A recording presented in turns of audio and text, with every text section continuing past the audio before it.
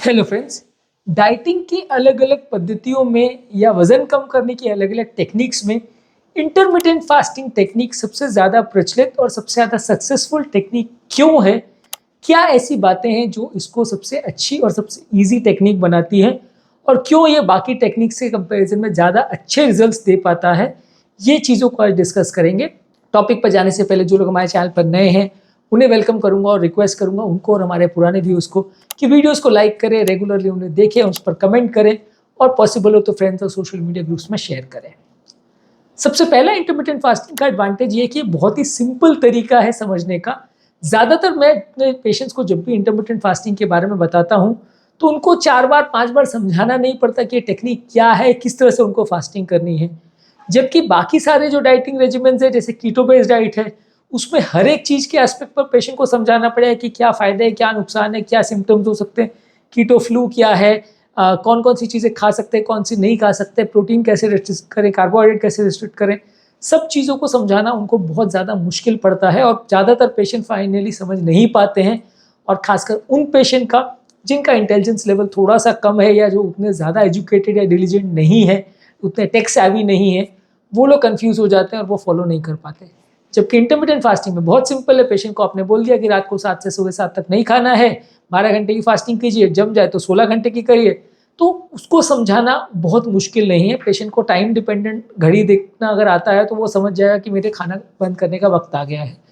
तो ये टेक्निक समझने में और पेशेंट को समझाने में काफ़ी ज़्यादा ईजी, इसको फॉलो करना काफ़ी ईजी है। तो ये टेक्निक को फॉलो करना ईजी है, समझना ईजी है, समझाना ईजी है और डे टू डे बेसिस पे इसको अपने डेली लाइफस्टाइल में उतारना बहुत ईजी है। जबकि कैलोरी बेस्ड लाइफस्टाइल डाइटिंग में जो आप करते हो वहाँ हर एक चीज़ का आपको बैठ के कैलोरी कैलकुलेशन करना पड़ेगा, जिसमें ज़्यादातर बार आप गलती करोगे। कौन से फल में कितना कैलोरी है, अब एक केला कितने साइज़ का है उसमें कितनी कैलोरी है, एक एप्पल कितने साइज़ का है, कितना मीठा है उसमें कितनी कैलोरी है, आम है तो इतने तरह का आम है तो उसमें ये कौन से तरीके का आम है उसमें कितनी कैलोरी है, कितना पका हुआ है कितना कच्चा है। खाद्य पदार्थों में भी है कि आपने किस चीज़ को कैसे पकाया, कितना तेल डाला, कितना नमक डाला, कितना चीनी डाला, उसके हिसाब से कैलोरी वेरी करेगी। किसी चीज़ को अगर फ्राई किया तो कैलोरी ज़्यादा होगी, बेक किया स्टीम किया तो कैलोरी कम होगी। तो ये सारी चीज़ों को रेगुलर व्यक्ति को समझाना थोड़ा मुश्किल पड़ता है और ज़्यादातर लोग इसमें गलतियाँ करते ही नज़र आते हैं। बहुत थोड़े दिन इसको फॉलो कर पाते हैं, उसके बाद लोग इसमें इतनी गलतियाँ करने लगते हैं कि बंद हो जाता है उनका डाइटिंग, ज़्यादा दिन फॉलो नहीं कर पाते हैं। और दूसरा, कैलोरी बेस्ड डाइटिंग के साथ ज़्यादातर प्रॉब्लम ये है कि सक्सेस रेशियो कंपैरेटिवली काफ़ी कम है। क्योंकि ज़्यादातर लोग जब भी डाइटिंग या कैलोरी रिस्ट्रिक्शन उस पर जाते हैं, बॉडी खुद का मेटाबॉलिज्म को या अपनी कैलोरी की रिक्वायरमेंट को ही कम कर देता है, जिसकी वजह से अगर आपने डाइट में 500 कैलोरी कम कर भी लिया या 700 कैलोरी कम कर भी लिया तो भी आप उतना वजन लूज नहीं कर पाते जितना नॉर्मल व्यक्ति का होना चाहिए या जितना हम एक्सपेक्ट करते हैं। क्योंकि बॉडी अपनी कैलोरी की रिक्वायरमेंट को 500-600 कैलोरी कम कर लेता है या और भी कम कर लेता है, तो वजन कम नहीं होता और आप डिप्रेशन में चले जाते हो। तो इसलिए ज़्यादातर केसेस में इंटरमिटेंट फास्टिंग जो है वो ज़्यादा ईजी है फॉलो करना, ज़्यादा समझाना ईजी है और डे टू डे बेसिस पे महीनों तक भी इसको अगर लोग फॉलो करें तो ये काफ़ी ईजी है उनको रेगुलरली इसको करने में।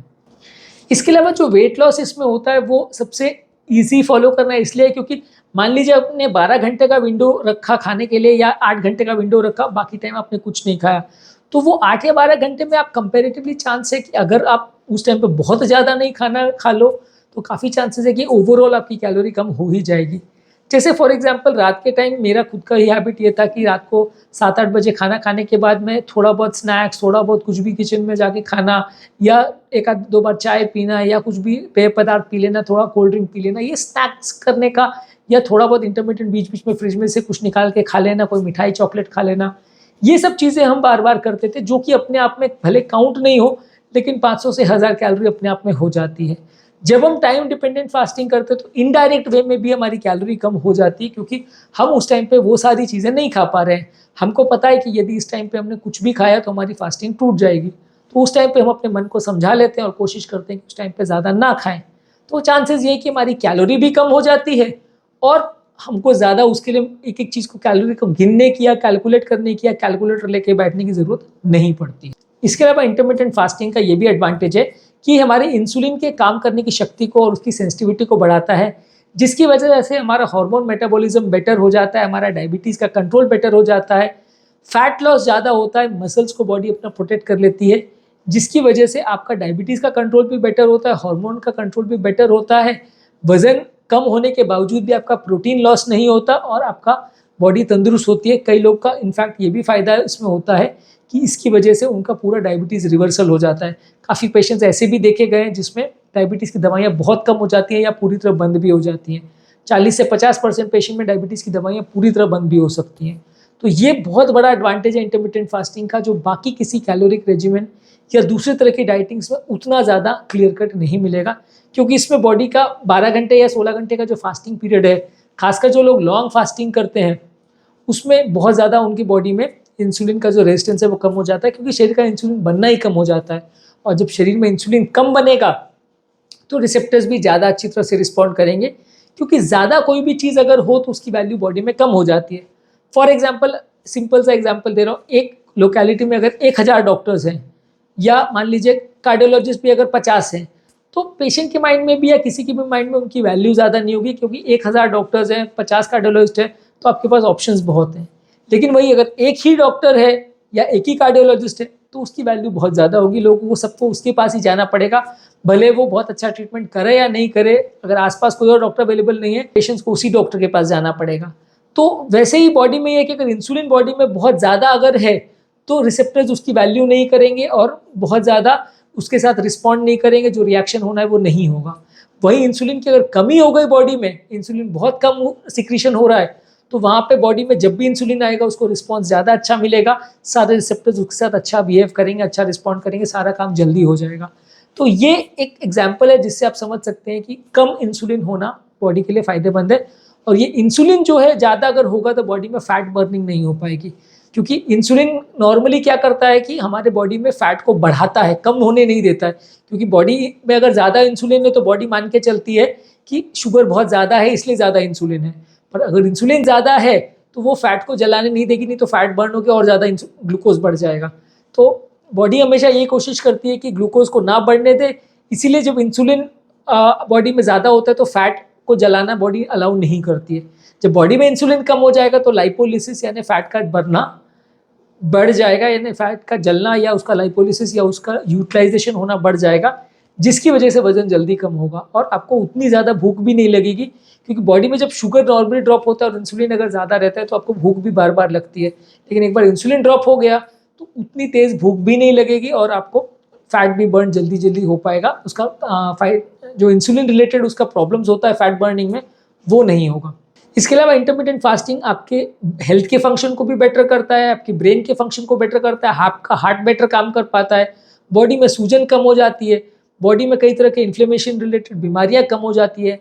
इस मामले में नए नए कॉन्सेप्ट जैसे ऑटोफैजी वगैरह आया है, जो ये सजेस्ट करता है कि बॉडी के खराब सेल्स को भी ये मारने में मदद करता है, जिससे बॉडी की एजिंग भी नहीं हो पाती है। तो इसका मतलब ये है कि इंटरमिटेंट फास्टिंग सिर्फ वजन कम करने के अलावा भी एक्स्ट्रा बहुत फायदे देता है, जो कि रेगुलर ट्रीटमेंट हमें नहीं दे पाते हैं, इसलिए इंटरमिटेंट फास्टिंग और ज़्यादा सक्सेसफुल है। इसके अलावा इंटरमिटेंट फास्टिंग करने से लोगों का खाने के प्रति और अपने भूख को कंट्रोल करने के मामले में थोड़ा अच्छा डेवलप होता है। उनकी भूख के प्रति जो क्रेविंग होती है, जिसकी वजह से लोग बहुत ज़्यादा खाते हैं, वो कंपैरेटिवली बेटर हो जाता है। भूख के प्रति रिलेशनशिप बेटर हो जाता है, खाने के प्रति रिलेशनशिप बेटर हो जाता है। तो इस वजह से उनको लॉन्ग टर्म भी फ़ायदा मिलता है और बीमारियां कंपैरेटिवली कम होती है जब वो इंटरमिटेंट फास्टिंग करते हैं। तो बहुत सारे अदर फास्टिंग टेक्निक्स में ये प्रॉब्लम है कि बॉडी रिस्पॉन्ड करे या नहीं करे, बहुत ज़्यादा वेरिएबल होता है, लेकिन इंटरमिटेंट फास्टिंग से ज़्यादातर लोग रिस्पॉन्ड करते हैं। कैलोरी बेस्ड डाइटिंग में सक्सेस रेशियो 5 से 10% से ज़्यादा नहीं आएगा। बस ये है कि उसमें आप बहुत स्ट्रिक्ट कैलोरी रिस्ट्रिक्ट करो, साथ में एक्सरसाइज भी कर सको, तो आपको रेशियो सक्सेस का मिलेगा, अदरवाइज उतना अच्छा नहीं मिलेगा। जबकि इंटरमिटेंट फास्टिंग में कंपैरेटिवली काफ़ी ज़्यादा चांसेस है, ऑलमोस्ट 80-90% लोग इसमें सक्सेसफुल हो जाते हैं। इसीलिए ये टेक्निक कंपैरेटिवली ज़्यादा चलती है, ज़्यादा प्रचलित है, ज़्यादा सक्सेसफुल है। और इसके अलावा इंटरमिटेंट फास्टिंग में आपका क्योंकि खाना पूरी तरह से बंद नहीं है, तो आप ज़्यादा क्वालिटी न्यूट्रिशन अगर खाते हो जो अपने फीडिंग विंडो में है, वहाँ पे आप प्रोटीन, सैलड्स, फ्रूट, सब्जियाँ ये सब ज़्यादा खाते हो, तो कंपैरेटिवली आपको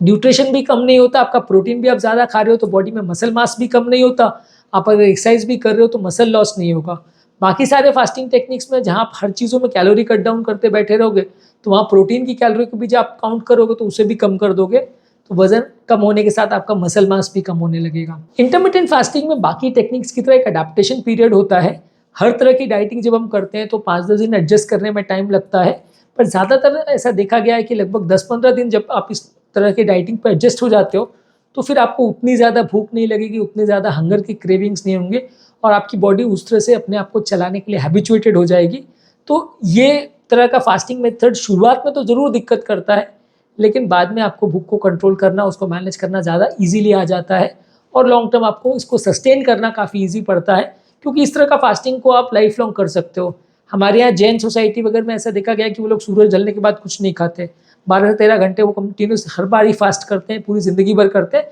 और ये उनकी आदत में आ जाता है, उनको सिखाने की ज़रूरत नहीं पड़ती। और मेरे खुद की फैमिली में भी ऐसा है कि जो मेरे ऐसे रिलेटिव इस तरह के हैबिट रखते हैं, वो बहुत ज़्यादा ऑयली फूड भी खाते हैं, बहुत ज़्यादा अगर